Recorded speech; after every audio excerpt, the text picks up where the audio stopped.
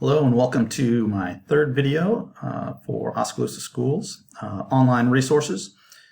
This is going to be a video. I'm going to take you through a number of different applications. I'm going to give you a brief description, and then there will be links to both the site of origin for the application as well as a tutorial for each of the applications. And then this video or the slideshow will be presented as well, so that you can have access to those links.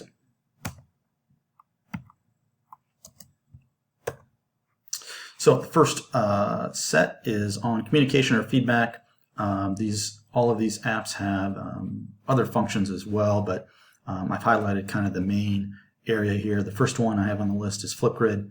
Flipgrid is a wonderful app. It's probably definitely in my top 3 of applications to use for teachers. It has online discussion boards.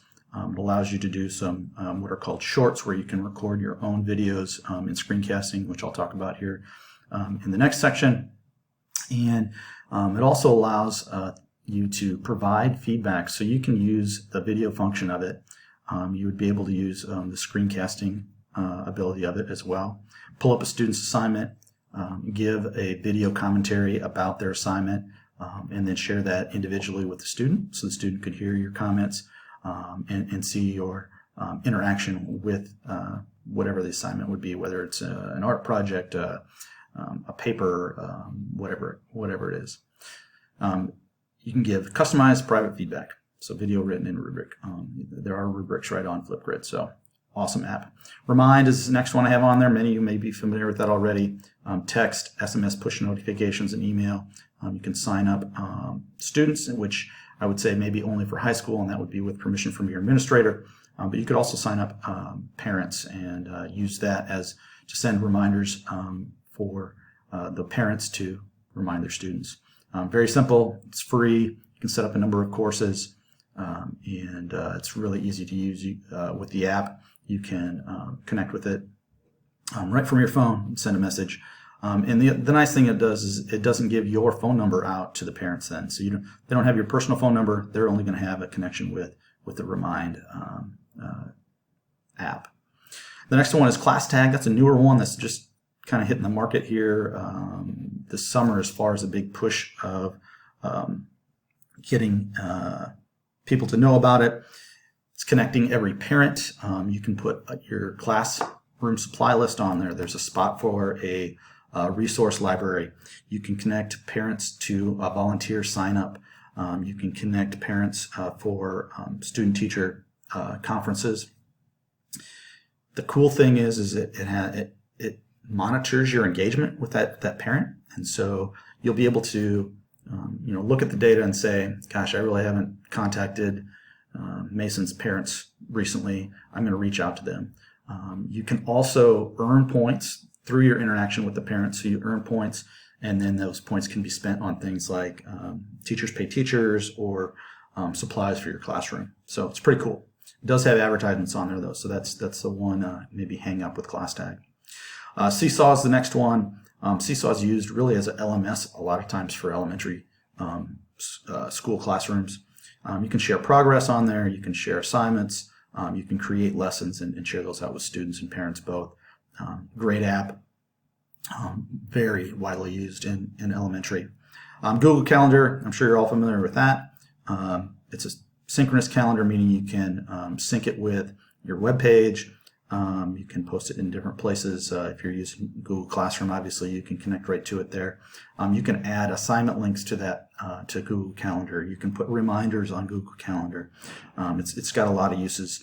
ClassDojo is the next one, which most people probably think of as a classroom management application, if you're an elementary teacher especially. But they have really like a Facebook-looking section that you can contact parents and share pictures. And the cool thing about it, or what I like about it, I guess, as far as sharing information is, parents would have to have a password to that ClassDojo site.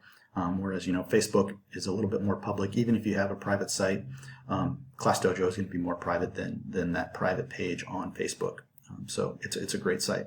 And then the last two there, Schoology and Google Classroom. Your LMS. High school's using Schoology, I know. Google Classroom would be for the middle school, but lots of ways to connect with parents and students both with the LMS. Screencasting is the next section. Screencast-O-Matic is one that I use the most. It has lots of features. It's really inexpensive as far as getting the prime or the professional profile with the application. So there's editing tools. That's what I'm using right now. As I move my cursor, you can see there's a little highlight on it. I could use a pen and draw on the screen if I chose to. So it's got a lot of features. Screencastify is the next one. They advertise as the #1 Chrome screencasting tool or extension. You can put it right in your toolbar. It works similar to Screencast-O-Matic. I think Screencastify has a 5-minute limit on the free version, whereas Screencast-O-Matic I think still has a 15-minute limit on the free version. Both are great for recording your screen and being able to interact with an image. They both allow for. You can see my picture down here in the corner. I can either leave that on or I can turn that off. Or I can have just my face if I want and not have my screen and just use the camera. So lots of different options. They're both very similar. Great tools. Flipgrid, of course, like I mentioned, is one of my favorites. And in the previous section, I said they have a screencasting ability now. They have something called Shorts where you can record up to 10 minutes. I've used it a lot for little tutor videos where I'm teaching about a topic that I know I can get done in that short amount of time, and then I can share out. They have QR codes or links that you can share out right to whoever your audience is, and so you can screencast from there. From Flipgrid, you can add emojis, you can add drawings, you can use it as a whiteboard where you can draw right on the screen. Lots and lots of features with Flipgrid. It's really a top-notch application. Their screencasting was just added here just this last spring. One of the cool things with Flipgrid is it's owned by Microsoft and it's 100% free. There aren't advertisements on there for other applications or other from other companies, and they're constantly working on it. So there's always upgrades. They're really active as far as response time. If you go on Twitter and you link in or hashtag them, they're going to respond within the day. Actually, within probably a couple hours at most. They're really responsive. So just a great company and a great application. Panopto is a new one that I'm just kind of learning about. It's one that I came across through just another site. And it functions similar to Screencast-O-Matic, but it's also used for video capture, and so it's I think it's advertised as one of the #1 university chosen applications for screencasting and video capture. So that's a new one that I'm exploring, but I wanted to include it for you as well. Website creation. So Weebly for Education. It is a general website builder. One of the cool things that it allows you to do is you can create your site for your classroom. You can also allow students to build sites as well, and those would be private or public depending on what you choose to do. I think you can give passwords. It's something that I haven't tried yet, but I know it's available to you with Weebly for Education.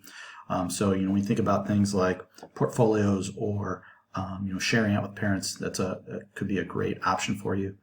If you explore it a little bit more. Wix is just a general website builder. I should clarify with Weebly for Education. Weebly has two sites. They have Weebly for Education and they have Weebly. So with Weebly for Education, that gives you some features that you don't get on the general Weebly page. And so sign up for Weebly for Education as a teacher. You'll get those free features as well as allowing students to build sites. Wix is a general website builder. Anybody can access it, and the features are all the same unless you pay for the premium.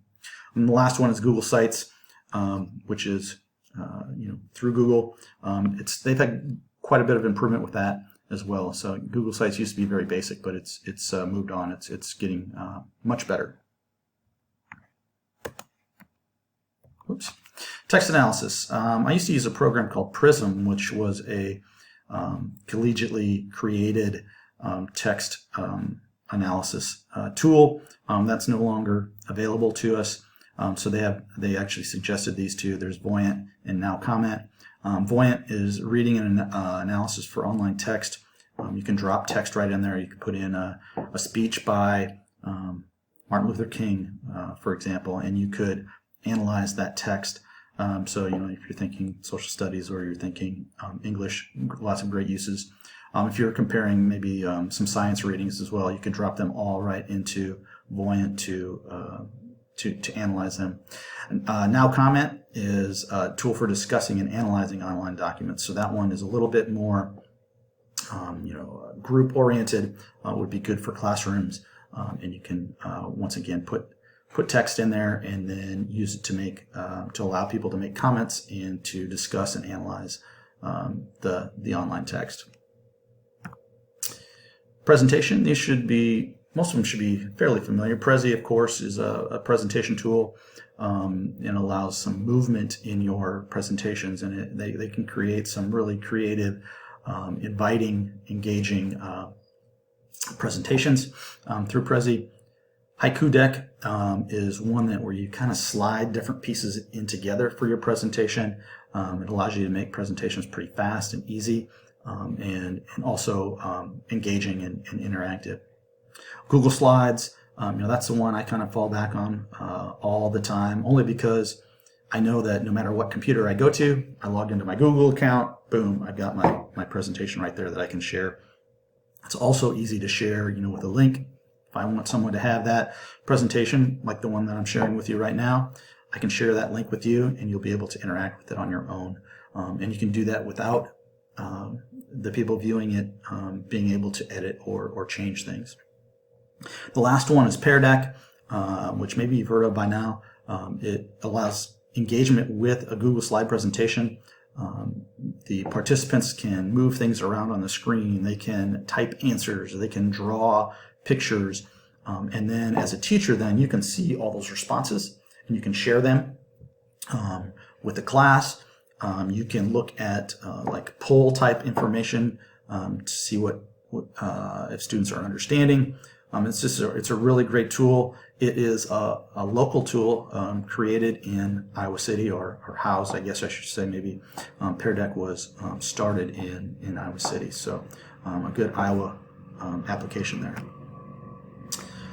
Miscellaneously, I've got a few here. Desmos is a math lesson and they have scientific calculators and other calculators on there for you to use. They also have lessons, and they have some really cool things on there for math students. Edpuzzle is another new one that I'm just learning to use right now that I just came across this summer. It allows you to take pre-made videos, whether it be YouTube, Khan Academy, etc. You can truncate them or change their size. You can add questions. You can add your own audio over the top of the video. It's really cool and something that I think will be getting more use by a lot of schools here in the coming year with more online access for students and teachers. The last one, Big Huge Labs, it's just kind of a fun one. It's an old site, and you can tell when you get there that it's an older site, but it allows you to create media. My pre-service teachers always love this site when I share it with them. You can create magazine covers, movie posters, motivational posters, name tags, a six-sided die that you can put your own pictures or images on, or some people have put the vowels on the different sides of the cube, or different things that you can put on there. There's lots of other things, but pretty simple to use. It's very basic, but it creates some cool things, and it's a fun one. Google, of course, is very familiar to you all, I'm sure. This Google Suite link here for students and parents has tutorials and how-tos for every single Google Suite tool: Google Docs, Google Slides, Google Forms, etc. It's just a great resource, and this one is specifically for teachers. It does the same thing. So it'll say Google Docs, and then there's going to be just a number of tutorials and how-tos for each of the different Google Suite applications. I'm a big Twitter guy. I think that as as a PD and as a networking tool, I don't think that there's anything better than Twitter. I have contacts all around the United States, all around the world. I've interacted with people in other countries over education topics. I've learned things about both online tools as well as just in classroom tools and teaching techniques and things, all from people on Twitter. And so it's just a wonderful tool. This Ed Chats is a list of every single Ed Chat that's education based that is on Twitter, and it gives you the date and the time of when that occurs. And if you've ever been a part of a chat on Twitter, it's one of those things where you can interact with people in real time over questions about education, and learn something and share with others and network. It's just great. And TweetDeck, I just threw on there that's just a site that allows you to look at multiple hashtags or Twitter profiles at the same time. It's just one way to gather information. So those are the sites that I have for you. I'm going to continue to build on this and share. So I'll share the link to this slideshow, and I'll continue to add new things to it. And so it will be an active document that you'll be able to access at any time. And I'll do the same thing for each additional link. I'll provide a link to the application, and I'll provide a link to a tutorial on how to get started with the application. So I hope you saw some tools here that you want to try out.